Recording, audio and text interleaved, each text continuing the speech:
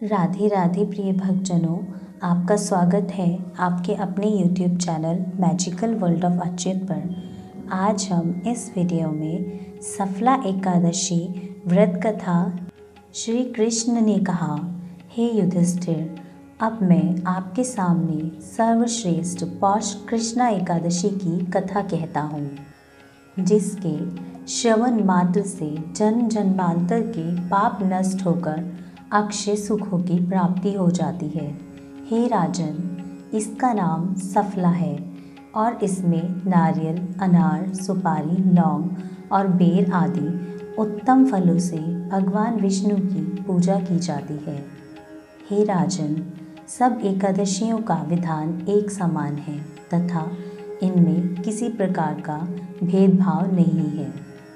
चंपावती नामक अत्यंत मनोहर नगरी में एक महिष्मत नाम का राजा राज्य किया करता था।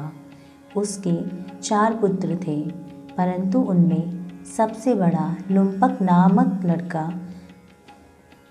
बहुत पापी और व्याभिचारी था। उसका काम खेलना, पर स्त्रियों से व्याभिचार करना, वैश्याओं के साथ रहना, मद्य का सेवन करना, चोरी करना, असत्य बोलना, हिंसा करना और देव ब्राह्मण संत तथा गुरुजनों की निंदा करना था। अपने पुत्र का इस प्रकार दुराचरण देखकर दुखित होते हुए राजा ने उसे अपने राज्य से निकाल दिया। हे राजन, पिता द्वारा नगर से निकाले जाने के पश्चात वह पापात्मा लुम्पक एक निर्जन वन में चला गया और वहाँ एक पीपल के पेड़ के नीचे झोपड़ी बनाकर नाना प्रकार के कुकर्म करता हुआ अपना पेट पालने लगा। जब पौष कृष्णा सफला एकादशी का उत्तम दिन आया तो दशमी की रात्रि को इतनी अधिक ठंड पड़ी कि उस रात्रि को वह पल भर भी नहीं सो सका। हे धर्मराज, उस पापी को उस दिन कोई शिकार नहीं मिला था, अतएव वह भूखा प्यासा उस पीपल के पेड़ के नीचे ही पड़ा रहा और मुर्दे की तरह अचेत हो गया। इसके बाद सूर्य उदय होने पर भी उसे चैन नहीं आया, किंतु जब सफला एकादशी को दोपहर के समय उसे कुछ होश आया तो वह भूख प्यास से अत्यंत व्याकुल होकर धीरे धीरे गिरता पड़ता भोजन की खोज में निकला, किंतु अत्यंत शक्तिहीन होने के कारण वह किसी जीव की हिंसा न कर सका।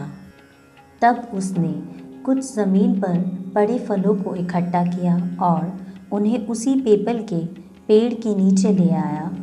हे राजन, उस समय सूर्य भगवान अस्ताचल पर पहुंचकर लुप्त हो चुके थे।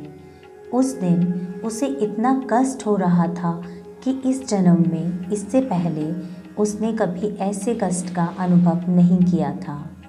हे धर्मज्ञ, अत्यंत विपत्ति के समय परमेश्वर याद आ जाया करते हैं, अतएव अत्यंत कष्ट पाने पर पाप आत्मा को भी परमेश्वर का स्मरण हो आया और वह पिता के राज्य सुख की याद कर आँखों से आंसू बहाता हुआ इस प्रकार परमेश्वर की प्रार्थना करने लगा, हे जगदीश्वर, मैं अपने पापों को याद करके बड़ा दुखित हो रहा हूँ, अतः आप प्रसन्न होकर पापों सहित मेरे कष्टों को नष्ट करने की कृपा कीजिए, क्योंकि आपके बिना भक्तों का हितकारी पापों को नष्ट करने वाला कोई नहीं है। मैं आज सच्चे मन से प्रतिज्ञा कर कहता हूँ कि अब से न तो किसी प्राणी को कष्ट पहुँचाऊँगा और न चोरी, हिंसा, मद्यपान, धूर्त क्रीड़ा, असत्य भाषण, गुरुजनों की निंदा और वैश्यगमन आदि कोई पाप कर्म भूलकर स्वप्न में भी नहीं करूँगा।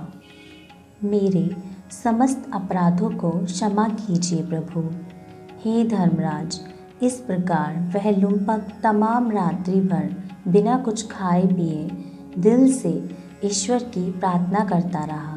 तब दीनदयाल जगतपाल भक्तों के कष्ट हरने वाले भगवान जगदीश्वर ने उसकी प्रार्थना पर प्रसन्न होते हुए उसके पहले के किए हुए सभी पापों को नष्ट कर उसे पाप रहित कर दिया। तत्पश्चात भगवान ने उसके पिता को उसी एकादशी की रात्रि को स्वप्न में दर्शन देकर अपने पुत्र को वापस बुलाने के लिए कहा। तब राजा ने शीघ्रगामी घोड़े को लेकर एक सवार के हाथ अपने ज्येष्ठ पुत्र लुम्पक के पास पहुंचा दिया। हे राजन, जिस समय वह सवार उस श्रेष्ठ घोड़े को लेकर राजपुत्र के पास पहुंचा, उस समय वह भूख और प्यास से व्याकुल होकर भगवान के ध्यान में मग्न हो रहा था। इसके बाद उस सवार ने उसे उठाकर जलपान कराया और इसके बाद वह उसे उस घोड़े पर चढ़ाकर चंपावती की ओर चल दिया। अपने प्रिय पुत्र को नगरी में आया हुआ देखकर राजा बहुत प्रसन्न हुआ और उसके बाद उसे राज्य देकर भगवान की तपस्या करने रानी के साथ वन में चला गया। इसके बाद उस धर्मात्मा लुम्पक ने अपने राज्य में आकर समस्त प्रकार के पाप कर्म को समूल नष्ट कर दिया। इस प्रकार बहुत दिन धर्मपूर्वक सुख से राज्य करके एक दिन वह महात्मा अपने पुत्र को गद्दी पर बिठाकर परमेश्वर का भजन करने के लिए वन में चला गया और कुछ दिन तपस्या करने से वह परम पद को प्राप्त हुआ। राधे राधे।